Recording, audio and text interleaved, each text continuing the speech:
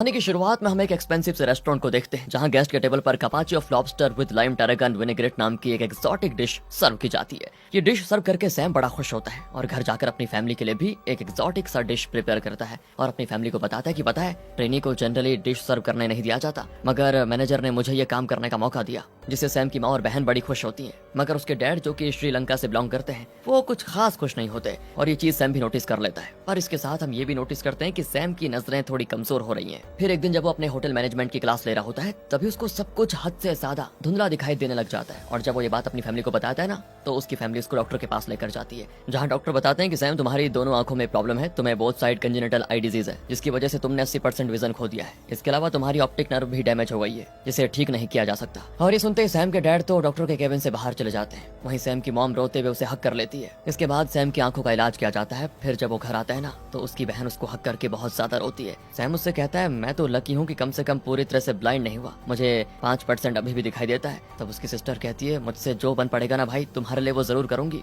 फिर अगले दिन की बात है दोस्तों, सैम के पेरेंट्स उसको समझाते हैं कि बेटा तुम्हें अब स्पेशल स्कूल में पढ़ाई करनी चाहिए, पर सैम नहीं मान रहा होता है। तब उसके डैड उसको एक पेपर देते हैं और कहते हैं पढ़ के सुनाओ, मगर सैम को तो दिखाई नहीं देती उतनी छोटी छोटी चीजें। तब उसके डैड कहते हैं कि जब तुम रीड नहीं कर पा रहे हो तो बाकी सारी चीजें कैसे मैनेज करोगे बेटा। ये कहकर वो अपने रूम से चले जाते हैं और सैम अपनी मॉम से कहता है कि माँ आप प्रॉमिस करो मैं पढ़ाई करूंगा तो अपने स्कूल में और आप मुझे करवाओगे, मैं स्कूल चेंज नहीं करने वाला। तो उसकी मॉम भी उसे प्रॉमिस कर देती है। लेकिन जब सैम क्लास अटेंड करने जाता है ना तो उसे बोर्ड पे टीचर क्या पढ़ा रही है दिखाई नहीं देता। वो सुनकर चीजें लिखने की कोशिश करता है मगर दिखाई न देने की वजह से वो अपनी नोटबुक में सही से लिख भी नहीं पाता, उसकी लिखावट ओवरलैप हो जाती है। सैम मैग्नीफाइंग ग्लास लगाकर भी अपनी लिखी हुई चीजों को पढ़ने की कोशिश करता है मगर नहीं पढ़ पाता। अब क्या है दोस्तों, उसको दिखाई तो देता नहीं ढंग से, इसलिए क्लास में होने वाली हर छोटी मोटी आवाज उसके कानों में तेज सुनाई देती है। जैसे कोई जूता रगड़ रहा होता है, कोई च्युइंगम चबा रहा होता है, तो कोई पेन से लिखते हुए कुछ कर रहा होता है, तो ये सारी चीजें उसको बहुत तेज आती है। ये सारी आवाजें सैम को अलग अलग से सुनाई देती है, मतलब जिस पे आज तक उसका कभी ध्यान भी नहीं गया। फिर भी सैम किसी तरह से टीचर की बातों पर फोकस करने की पूरी कोशिश कर रहा होता है। इसी तरह कुछ दिन बीत जाते हैं और फिर सैम कई सारे 5 स्टार होटल में ट्रेनिंग के लिए अप्लाई करता है मगर उसकी डिसेबिलिटी की वजह से उसको रिजेक्शन ही मिलते हैं। तभी उसे किसी डिसेबल्ड इंस्टीट्यूट में अप्लाई करने को कहते हैं मगर सैम इतनी आसानी से हार नहीं मानना चाहता। वो अपनी डिसेबिलिटी की वजह से अपने प्लान्स को चेंज नहीं करना चाहता, इसलिए वो फैसला करता है कि अब से मैं अपनी प्रॉब्लम के बारे में किसी को बताऊंगा ही नहीं। कुछ दिनों के बाद वो होटल बेरिचर हॉफ नाम के एक लग्जरी होटल के बारे में रिसर्च करता है और इंटरनेट से उसकी सारी जानकारी जुटाता है और तब उसकी सिस्टर भी उसकी हेल्प करती है। उसकी सिस्टर इंटरव्यूअर बनकर उसकी प्रैक्टिस करवाती है। फिर जब लास्ट में वो हैंडशेक करने को कहती है तो दिखाई न देने की वजह से उसका हाथ थोड़ी गलत जगह पे लग जाता है, तो उसकी बहन भी कहती है आगे से हैंडशेक ही करना। इसके बाद इंटरव्यू वाले दिन सैम की माँ और बहन उसे होटल लेकर जाती है। वो सारी चीजें उसे फुट स्टेप के हिसाब से समझा देती है कि इतने कदम चलने पे तुम्हें मैनेजर मिल जाएगा। फिर जैसे मैनेजर सैम को होटल दिखाने के लिए लेकर जाने वाला होता है वहाँ जेम्स नाम का एक लड़का आ जाता है जिसकी मीटिंग 1 घंटे पहले थी, मगर ट्रेन दुर्घटना होने की वजह से उसको आने में देर हो गई। तो जेम्स कहता है सॉरी सर, मैं अपनी पहली मीटिंग वाले दिन तो लेट नहीं होना चाहता था मगर एक्सीडेंट की वजह से डिले हो गया। आपको रेडियो पे खबर तो मिल गई होगी। तब सैम उसका साथ देते हुए कहता है हाँ मैंने सुना था आधे घंटे पहले इस ट्रेन एक्सीडेंट के बारे में। इसलिए दोस्तों मैनेजर जेम्स और सैम से कहते हैं कि चलो फिर तुम दोनों को साथ में होटल दिखाता हूँ। यहाँ मैनेजर पूछता है कि तुम लोग होटल इंडस्ट्री में आना क्यों चाहते हो, मतलब यहाँ पर काम क्यों करना चाहते हो। तो सैम बताता है मेरे डैड श्रीलंका से बिलोंग करते हैं। जब मैं 14 साल का था तो उनके साथ श्रीलंका गया था जहाँ अपने डैड के बड़े भाई से मैं मिला था जो कि बहुत ही अच्छे होटल में काम करते थे। वो एक दिन मुझे अपने साथ लेकर गए और तब से मुझे होटल में काम करने का बहुत शौक था, क्योंकि होटल में कई तरह के लोग रहने आते हैं जिससे हम अलग अलग भाषा, संस्कृति, धर्म और पहनावे के बारे में जान पाते हैं। यहाँ कोई भेदभाव नहीं होता। ये सब कहते कहते सैम आगे निकल जाता है, जबकि उन्हें टर्न होना था तो जेम्स सैम को सही रास्ते पर लेकर जाता है। बेचारा सैम दिखाई न देने की वजह से गिरते गिरते बचता है। इसके बाद मैनेजर इनको होटल रूम दिखाने के लिए लेकर जाता है जहाँ पे हाउसकीपिंग की एक लेडी साफ सफाई कर रही होती है और उससे जेम्स का नैन मटक्का हो जाता है। फिर इनको किचन में लेकर जाया जाता है जहाँ हेड शेफ एक बहुत ही बड़ी डिश का नाम लेकर एक्सोटिक डिश बनाने के लिए कह रहा होता है। अब सैम देख तो नहीं पाता मगर उसको नाइफ से कटिंग की आवाज, खाने को चलाने की आवाज, चिकन को सिजलिंग करने की आवाज सब कुछ बड़े अच्छे से सुनाई देती है, तो वो उन आवाजों को नोटिस करता है। इसके बाद मैनेजर इनको अपने हेड शेफ मिस्टर क्रोहन से मिलवाते हैं जो कि पहले क्रूज शिप पे काम किया करता था, इसलिए वो काफी स्ट्रिक्ट है और उसे हर काम बिल्कुल परफेक्ट चाहिए। फिर इन्हें इस होटल के कई रेस्टोरेंट में से एक में लेकर जाया जाता है। यहाँ पर 15 टेबल्स हैं जो कि हर रात फुली बुक्ड रहते हैं और इस रेस्टोरेंट को मिस्टर क्लैन मैनेज किया करता है। अब मिस्टर क्लैन से कुछ पर्सनल बात करने के लिए मैनेजर उसे साइड में लेकर जाता है। दोस्तों तब जेम्स सैम से कहता है कि मुझे तो समझ नहीं आ रहा पर तुम्हें कोई दिक्कत है क्या। तो सैम कहता है और तुम्हें तुम्हें कौन सी दिक्कत है? तुमने पहले तो ट्रेन एक्सीडेंट वाली बात झूठी कही और तुम किसी जरूरी काम में भी नहीं फंसे थे, बल्कि किसी लड़की के साथ सोए हुए थे। तुम्हारे बदन से फीमेल परफ्यूम की खुशबू आ रही थी मुझे। वहीं तुमने सुबह में ड्रिंक भी किया था क्योंकि तुम्हारे मुंह से हल्की से शराब की बदबू भी आ रही है। ऊपर से यहाँ आने के बाद तुमने हाउसकीपिंग लड़ी के साथ भी टांका बिठाने की कोशिश की है ना। और मेरी देखा देखी तुमने झूठ कहा कि तुम इस जॉब को करने का सपना बचपन से देखते आए हो, जबकि असलियत तो यह है कि तुमने यहाँ आने से पहले इस होटल के बारे में कोई रिसर्च तक नहीं की। पर तुम्हें पता है मैंने कितना रिसर्च किया है? ये होटल 1841 में बना था। 2 साल के बाद यहाँ 2 बार किंग गेस्ट बनकर स्टे करने के लिए आए थे, क्योंकि उन्हें खुद के घर में उस वक्त कोई बाथटब नहीं था और इस लग्जरी होटल में सब कुछ था। ये दुनिया के सबसे बेहतरीन होटल्स में से एक है। इसके बाद मैनेजर जेम्स को भांप लेता है कि ये बंदा अपने काम को लेकर सीरियस नहीं है, इसीलिए वो इस होटल के बारे में कुछ बताने को कहता है। बस फिर क्या था, सैम ने अभी अभी जो बातें जेम्स से कही थी वही सब वो बक देता है मैनेजर के सामने, जिससे सैम के साथ साथ जेम्स का भी सिलेक्शन हो जाता है। फिर मैनेजर सैम की ओर अपना हाथ बढ़ाता है, मगर उसको तो दिखाई ही नहीं देता और इसी वजह से वो बिना हाथ मिलाए चला जाता है। ये चीज मैनेजर को थोड़ी अजीब लगती है कि क्या हो गया इसको, पर वो इस बात का कोई मुद्दा नहीं बनाता। फिर जैसे सैम होटल के बाहर निकलकर अपनी माँ बहन को अपनी सिलेक्शन की खुशखबरी देता है ना, वैसे ही वो उसको बधाई देते हुए गले लगा लेती है। फिर सैम को होटल के नजदीक ही रूम रेंट पे लेना पड़ जाता है, क्योंकि होटल से उसका घर बहुत दूर है, रोजाना आना जाना पॉसिबल नहीं होगा। इसीलिए सैम की सिस्टर उसे इस घर में शिफ्ट करने में मदद करती है और फिर यहाँ से होटल का हर रास्ता, फुट स्टेप और आसपास की चीजों को टच करवाकर उसको समझाती है कि क्या चीज कैसे होगी। पहले दिन तो वो सैम को होटल के बाहर तक छोड़कर आती है। इसके बाद होटल के अंदर मैनेजर सभी से कहता है कि हमने 300 लोगों में से आप 30 लोगों को सिलेक्ट किया है ट्रेनिंग के लिए, क्योंकि हमें लगा कि आप सब में इस प्रोफेशन के लिए सबसे ज्यादा टैलेंट है। उम्मीद करते हैं कि अब से आप सभी हमारे होटल में चली आ रही जो मान सम्मान की प्रथा है उसको आगे बढ़ाएंगे, हमारे गेस्ट के साथ सही से पेश आएंगे। इधर मैनेजर इनको सारी बातें समझा रहा होता है और वहीं उनकी नजरों से बचकर जेम्स इशारों इशारों में एक लड़की से उसका फोन नंबर मांग रहा होता है और वो लड़की भी स्माइल किए जाती है। तो जेम्स सैम के कंधे पे हल्का सा धक्का देकर दिखाने की कोशिश करता है कि देखो तुम्हारे भाई ने यहाँ भी लड़की सेट कर ली, पर बेचारे सैम को तो कुछ दिखाई नहीं देता। उसका सारा ध्यान होता है मैनेजर की बातें सुनने में। इसके बाद इन 30 लोगों को अलग अलग ग्रुप में बांट दिया जाता है। मिस अना नाम की होटल स्टाफ के अंदर Hina, Sam, Tim, Irina,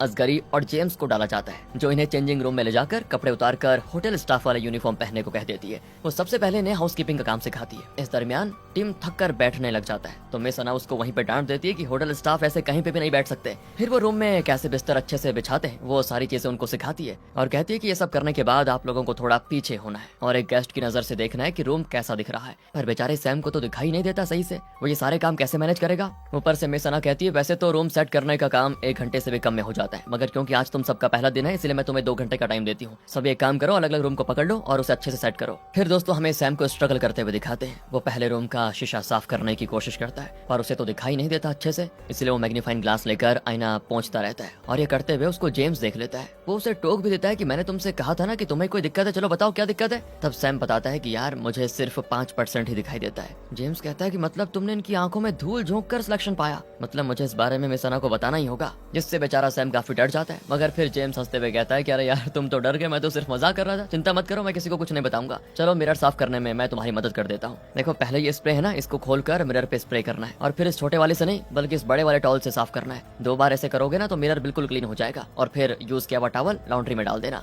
James आगे बताते तुम्हें पता है मेरे डैड का भी एक रेस्टोरेंट है जिसमें वो बाद में मुझे काम करवाना चाहते हैं और देखो ना नसीब भी कैसे खेल खेल गया, मैं ये काम बिल्कुल भी नहीं करना चाहता था पर मैं कर सकता हूँ। वहीं तुम इसको दिलो जान से करना चाहते हो मगर तुम सही से कर नहीं पाओगे। इसके बाद दोस्तों हम देखते हैं कि जेम्स सैम की काफी मदद करता है। वो यहाँ उसका दूसरा आंख बनकर सारी चीजें बताता है उसे कि कौन सी चीज कहाँ पे है, यहाँ तक कि वो फुट स्टेप काउंट करके भी बताता है कि कितने फुट स्टेप के बाद सीढ़ी है, कितने फुट स्टेप के बाद कॉरिडोर खत्म हो रहा है और किस और मुड़ना है तुम्हें। पर जैसे कि हमें पता है जेम्स थोड़ा लापरवाह टाइप का बंदा है, तो वो गलती से उसको बता देता है कि एक जगह पर 6 सीढ़ी है मगर वहाँ पे 7 होती है, जिसकी वजह से बेचारा सैम गिर पड़ जाता है। उसे थोड़ी चोट भी आ जाती है और उस चोट पे उसे खुद से ही मैग्नीफाइंग ग्लास की मदद से मरहम भी लगाना पड़ जाता है। अब दोस्तों आपको एक मजेदार किस्सा बताता हूँ। तो होता यह है कि एक मिडिल एज लेडी गेस्ट को सैम पे क्रश आ जाता है और वो रूम सर्विस के दौरान सैम के सामने सारे कपड़े उतार कर खड़ी हो जाती है, पर सैम को तो दिखाई नहीं देता, इसलिए वो कहता है किसी और चीज की जरूरत हो तो हमें याद कीजिएगा मैडम। और ये कहने के बाद वो आराम से रूम के बाहर चला जाता है। वो औरत सोच में पड़ जाती है कि सामने आए मौके को ऐसे कौन गवाता है। फिर अगले दिन जब सैम उसी रूम में रूम सर्विस के लिए जाता है तो वो गलती से वॉशरूम में चला जाता है और उसे समझ में आ जाता है कि यहाँ पर कुछ तो हो रहा है, मतलब कुछ वैसा। तो वो सॉरी कहकर तुरंत वहाँ से जाने लगता है और तब जेम्स कहता है भाई घबरा मत, ये मैं हूँ यार। और फिर वो औरत भी कहती है यहाँ बहुत जगह है, अगर तुम चाहो तो हमें ज्वाइन कर सकते हो। मगर सैम तो उल्टे पांव वहाँ से निकल जाता है। फिर एक दिन सैम किचन में प्लेट साफ कर रहा होता है तो हामिद नाम का किचन स्टाफ नोटिस कर लेता है कि सैम को दिखने में प्रॉब्लम है, इसलिए वो सैम को कन्फ्रंट करता है, जिससे बेचारा सैम डर जाता है कि अब क्या होगा। मगर हामिद कहता है डरो मत, अपनी प्रॉब्लम बताओ, क्या पता मैं तुम्हारी मदद कर पाऊँ, क्योंकि अगर गेस्ट तक गंदा प्लेट पहुंचाओगे तो हम सबकी क्लास लग जाएगी। तो तब सैम एक्सेप्ट कर लेता है कि हाँ प्रॉब्लम तो होती है मुझे देखने में, मगर दोस्तों कितनी प्रॉब्लम ये बात वो हामिद को नहीं बताता। फिर जब सैम कचरा फेंकने के लिए जाता है तो उसे एक लड़की गुनगुनाते हुए सुनाई देती है। पता नहीं वो कौन है, कैसी दिखती है, मगर सैम को पसंद आ जाती है और ये बात अगले दिन जॉगिंग करने के दौरान वो जेम्स को भी बता देता है। अब अगले दिन बर्न नाम का एक स्टाफ ऑफिस गया होता है और उसकी जगह पे आज सैम को काम सौंपा जाता है, जहां उसकी मुलाकात होती है नीली आंखों वाली खूबसूरत सी लौरा से। और इसी की कल सैम ने वो सुरीली आवाज सुनी थी। इसके बाद सैम को किचन में हेड शेफ स्लाइसिंग मशीन पे उसे मीट स्लाइस करने का काम देता है और उस वक्त उसके पास में ना तो मदद करने के लिए जेम्स होता है और ना ही हामिद, इसीलिए गलती से बेचारे की उंगली कट जाती है। सैम को लगता है कि हल्का फुल्का कटा होगा, पर उसके हाथ से ढेर सारा खून निकल रहा होता है, जिससे आसपास के बाकी स्टाफ भी जरा घबरा जाते हैं कि क्या होगा। और तभी वहाँ पर हामिद आ जाता है, जो जल्दी से पहले उसकी मरहम पट्टी करता है और उसे टेटनस की सुई लगाने की सलाह देता है। लेकिन दोस्तों इस इंसिडेंट से हेड शेफ को भी सैम पे शक हो जाता है कि कुछ तो गलती है इसमें, और वो अपने डाउट्स को क्लियर करने के लिए पता है क्या करता है, वो किचन से सभी के जाने के बाद धीमे से एक बर्तन जमीन पे रख देता है और फिर आवाज लगाकर सैम को बुलाता है। अब बेचारे सैम के सही से ना देख पाने की वजह से उसके पैरों से वो बर्तन टूटकर गिर जाता है, जिससे साबित हो जाता है कि सैम को सही में दिखाई नहीं देता। और तब शेफ प्यार से उससे उसकी प्रॉब्लम पूछते हैं और वो भी ईमानदारी से सारी बातें सच बता देता है। तो शेफ कहते हैं कि देखो, अगर तुम होटल में काम करना ही चाहते हो तो फिर तुम्हें सारा काम सीखना तो पड़ेगा। मैं जानता हूँ कि तुमने ऐसे स्लाइसर पहले कभी यूज नहीं किया होगा, इसलिए तुम्हें अंदाजा नहीं हुआ, लेकिन एक बार मैं तुमसे स्लाइसर के सारे पार्ट पुर्जे डिसेंबल करके फिर से असेंबल करवाऊंगा तो तुम्हें अंदाजा हो जाएगा कि ये काम कैसे करता है और ऐसी दुर्घटना फिर दोबारा नहीं होगी। और फिर क्या था दोस्तों, वो अगले दिन मीट इतने बढ़िया तरीके से स्लाइस करता है ना कि सभी हैरान हो जाते हैं। इसके बाद सैम जेम्स से कहता है कि मैं तो लौरा को देख नहीं सकता, जरा तुम ही उसको देखकर बताओ ना कैसी दिखती है। तो जेम्स भाई साहब लौरा को ताड़ने लग जाता है और उसकी बॉडी के फीचर्स एक एक करके सैम को बताता है और फिर कहता है छोड़ो भाई, तुम्हें कोई और मिल जाएगी क्योंकि ये तो पहले से बुक्ड है? सैम पूछता है क्यों, क्या हो गया? तो वो बताता है ये तो अपने बॉयफ्रेंड के साथ चुम्मा चाटी करने में बिजी है। बेचारा सैम निराश हो जाता है और तब जेम्स रात में सैम को लेकर जाता है क्लब में और वहाँ दो लड़कियां इनमें इंटरेस्ट ले लेती हैं। अब सैम का तो मन नहीं होता कुछ भी ऐसा वैसा करने का, मगर जेम्स उसे मोटिवेट करता है और फिर ये दोनों उन दोनों लड़कियों के साथ होते हैं इंटीमेट। फिर कुछ दिनों के बाद सैम और जेम्स को रिसेप्शन पे मैनेज करने का काम सौंपा जाता है और इसमें यह गलती होती है कि कई बार तो सैम गेस्ट को गलत रूम की चाबी दे देता है। तब जेम्स उस बात को संभाल लेता है। फिर कुछ दिनों के बाद सैम को बार पे काम करने का काम दिया जाता है और फिर कुछ दिनों के और बाद सैम की किस्मत चमक उठती है, क्योंकि किसी रीजन की वजह से लौरा का ब्रेकअप हो जाता है उसके बॉयफ्रेंड के साथ। और इसी मौके का फायदा उठाकर सैम उसको डिनर डेट के लिए पूछता है और वो कर देती है हाँ। लेकिन दूसरी ओर उसकी हालत खराब थी बारटेंडर वाले काम की वजह से। दरअसल उन सभी को ड्रिंक सर्व करना सिखाया जाता है, वो भी बहुत ही लंबे प्रोसेस के साथ, और इतना सब कुछ ध्यान में रख पाना सैम के लिए बहुत ही मुश्किल हो रहा था। मगर वही वाली बात है ना, कहते हैं ना अगर साथ में सच्चा दोस्त हो तो हर मुश्किल काम आसान हो जाता है। सैम को जेम्स अपने डैड के पुराने रेस्टोरेंट में लेकर जाता है और वहाँ अच्छे से ड्रिंक्स प्रिपेयर करने की प्रैक्टिस करवाता है। शुरू में तो सैम डरते डरते सब कुछ कर रहा होता है, लेकिन जैसे उसे अंदाज मिल जाता है ना, फिर तो वैसे परफेक्ट काम करता है कि क्या बताएं। नाचते गाते हुए ड्रिंक बनाने लग जाता है एंड फिर इसके अगले दिन वो इंस्ट्रक्टर के सामने बहुत ही अच्छे तरीके से ड्रिंक रेडी करने में कामयाब हो जाता है, जिससे इंस्ट्रक्टर को पता ही नहीं चलता कि सैम को दिखने में भी कोई प्रॉब्लम है। अगली रात सैम डिनर डेट के लिए लौरा को जेम्स के रेस्टोरेंट में ही बुलाता है, जहां वो लौरा के लिए कुछ बेहतरीन डिश ऑर्डर करता है और ये बातें जेम्स ने उसे कही थी, मतलब ये ऑर्डर करने के लिए। फिर इनके बीच बातों का सिलसिला शुरू हो जाता है और सैम को पता चल जाता है कि लौरा का 5 साल का बेटा भी है, पर इससे सैम को कोई खास फर्क नहीं पड़ता। कुछ देर के बाद इस रेस्टोरेंट में एक मॉडल आती है जिसे हर लड़का घूरता है, मगर सैम सिर्फ लौरा को ही देखता रहता है और ये बातें लौरा को बड़ी अच्छी भी लगती है। अगली रात जब सैम अपनी बार टेंडर वाली ड्यूटी पे होता है ना, तो जेम्स उससे पूछता है कि तुमने अपनी प्रॉब्लम के बारे में लौरा को बताया या नहीं। सैम कहता अभी तो नहीं, लेकिन जल्द ही बता दूंगा। और फिर हम देखते हैं कि आज की रात कुछ ज्यादा ही लंबी निकल जाती है। आधी रात तक गेस्ट्स भर भर के आते हैं और जब 2-4 लोग ही बचे होते हैं तो जेम्स कहता है वो लड़की मुझे लाइन दे रही है यार, मैं तो चला अपनी रात रंगीन करने के लिए, तू संभाल ले। पर दोस्तों इंस्ट्रक्टर की नजर सैम पर पड़ जाती है।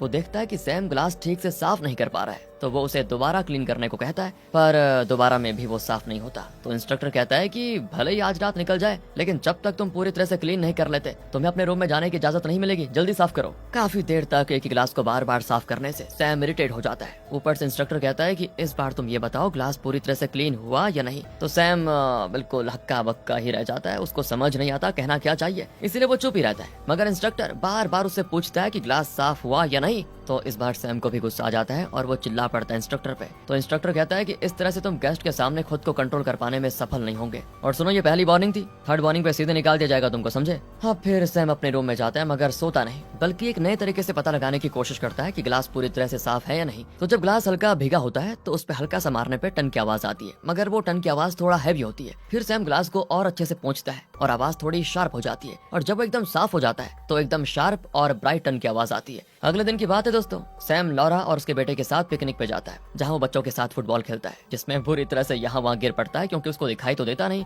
लेकिन बच्चों और लॉरा को लगता है कि सैम ये चीजें जानबूझकर कर रहा है, मतलब एक्टिंग कर रहा है। अब रात में सैम लॉरा को उसके घर छोड़ने जाता है, जहाँ जाते के साथ ही लॉरा का बेटा तो सो जाता है, और इसके बाद ये दोनों बातचीत करते हैं, जिससे सैम को पता चल जाता है कि लॉरा ने अपने हस्बैंड को इसीलिए छोड़ा क्योंकि वो बहुत झूठ बोलता था। अब सैम सोचता है कि झूठ तो मतलब मुझे भी अपनी बात बता देनी चाहिए इसको, वरना ये भी समझे कि मैंने इससे झूठ कहा, पर फिलहाल के लिए वो चुप ही रहना सही समझता है। फिर लॉरा उसे किस विस करती है और सैम अपने रूम में चला जाता है। अगले दिन सैम की नींद खुलती है लेट में थोड़ा, जिससे उसके होटल पहुंचने में थोड़ा लेट हो जाता है। आज से सैम और उसके ग्रुप वालों के रेस्टोरेंट में ट्रेनिंग थी, और इंस्ट्रक्टर वही पुराना बार वाला ही होता है। वो सैम को टोकता है कि वाह, तुम तो रेस्टोरेंट की ट्रेनिंग के पहले दिन ही लेट पहुंचे हो, ये तुम्हारी सेकंड वार्निंग है, और पता है ना तीसरी वार्निंग पे क्या होता है, निकाल दिया जाता है सीधे, और साथ ही साथ इसके लिए तुम्हें लिखित में भी वार्निंग रिसीव हो जाएगी। अब बस एक और गलती तुम खत्म। इसके बाद इंस्ट्रक्टर सैम को उसकी ढीली टाई टाइट करते हुए कहता है, इसको भी ढंग से कर लो पहले। अब दोस्तों कुछ ऐसा होता है जिसके बारे में सैम ने कभी सोचा भी नहीं था। दरअसल उसकी मॉम कॉल करके उसे घर बुलाती है, और फिर वो बताती है कि तुम्हारे डैड लास्ट वीक श्रीलंका गए थे, और हमें उस वक्त ये नहीं पता था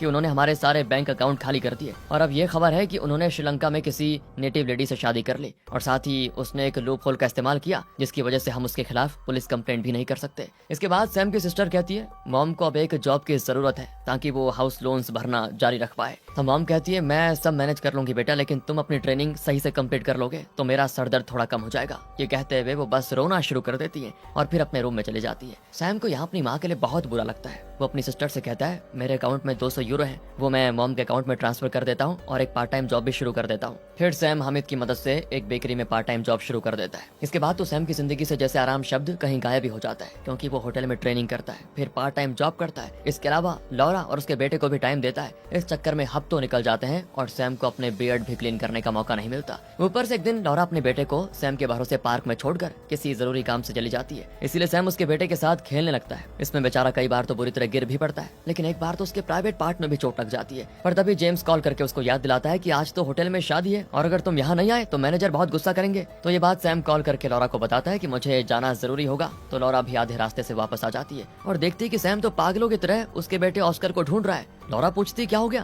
तो वो बताता है मैं बस कुछ मिनट के लिए फोन पे था और पता नहीं ऑस्कर कहाँ चला गया। तो लॉरा कहती है तुम एक जगह पे खड़े क्यों हो, ढूंढना उसको। तब सैम आज बता देता है कि मैं नहीं ढूंढ पाऊंगा, मुझे दिखाई नहीं देता। लॉरा तो हैरान, मगर वो फिलहाल उसे कुछ नहीं कहती। वो सबसे पहले अपने बेटे को ढूंढती है जो कि पार्क से निकलकर रोड के दूसरी ओर चला गया था। लॉरा उसे अपनी कार में बिठाकर सैम के पास आती है और पूछती है क्या मतलब तुम्हें दिखाई नहीं देता। तो सैम बताता है मैं नॉर्मल इंसान का 5% हिस्सा ही देख सकता हूँ, वो भी धुंधला। फिर लॉरा को सैम पे गुस्सा आ जाता है कि तुम्हें ढंग से दिखाई नहीं देता और फिर तुमने मेरे बेटे को देखने की जिम्मेदारी कैसे ले ली, अगर उसे कुछ हो जाता तो। यहाँ लॉरा सैम को खूब झाड़ती है। सैम का भी रोना आ जाता है, मगर वो अपने आंसू पोंछकर होटल के लिए निकल जाता है, क्योंकि वहाँ जाना और भी जरूरी है। कुछ गड़बड़ हुई तो उसका सपना टूट जाएगा। होटल जाते जेम्स उसे बताता है कि तुम्हें टेबल 3 वाले गेस्ट को हैंडल करना है, तुम 25 स्टेप में वहाँ पहुँच जाओगे। इसके बाद सैम शैंपेन की ट्रे लेकर टेबल 3 की ओर जाने लगता है, मगर रोने धोने की वजह से उसे और भी धुंधला दिखता है और ऊपर से उसके पैर एक चेयर के कपड़े में भी फंस जाता है, जिससे क्या होना था बेचारा बुरी तरह लड़खड़ा कर गिर जाता है। कुछ गेस्ट्स पर शैंपेन भी गिर जाती है, पर फिर सैम किसी तरह उठ खड़ा होता है और वापस अंदर आता है। फिर उसे शैंपेन की ट्रे लेकर जाने लगता है। तो इस बार जेम्स उसको रोक लेता है कि रुक जा भाई। वो कहता है कि तुम्हें पता है इंस्ट्रक्टर ने सब कुछ देख लिया है, अगर इस बार तुम गए और तुमसे कोई गलती हुई